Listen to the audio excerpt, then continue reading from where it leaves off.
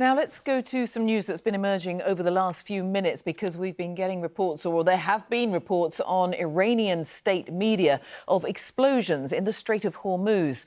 Iran describing it as an exchange of fire between Iranian armed forces and what it's called the enemy. Let's go straight to our correspondent Caroline Davis, who's in Dubai. What more are you hearing, Caroline? Well, just in the last few minutes, Jane, we've had an official response from the Iranian side, from Qatar and Abia. They have said that the US, in violation, they say, of the ceasefire, targeted an Iranian oil tanker and that was travelling in Iranian coastal waters.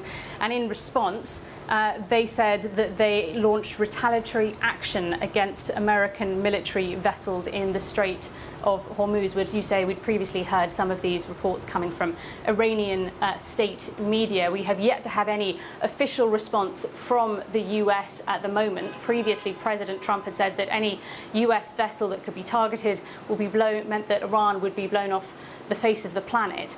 But from the US side, we've also heard reports from US media. Fox News had said that, yes, that the US had also launched some attacks on a couple of locations inside Iran as well, but that they said, this unnamed US official, that this was not the end of the ceasefire nor the beginning again of the conflict.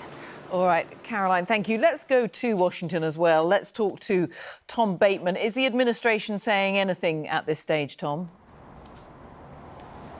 Nothing officially at all, Jane, at the moment, and we've tried to get word from both the Pentagon and the White House, but silence from them, although I think unofficially there is a sense from the administration that, as you've been hearing, they are trying to suggest that this is something limited and contained from their perspective. Some US media quoting an unnamed US official saying that this is a US strike both in Bandar Abbas and Keshem Port, but that this is not an end to the ceasefire. This is not a resumption of the war. That would be something very important to Mr. Trump in terms of what he's been saying over the last few days, that they believe that their actions in the Strait of Hormuz, and also those of the Iranians in the last few days, do not amount to breaching a threshold that means the ceasefire is over. That's particularly important at the moment because some Gulf Arab countries have been quite angry that they came under attack by the Iranians when Mr. Trump tried to reopen the strait by force. That has put pressure on the White House.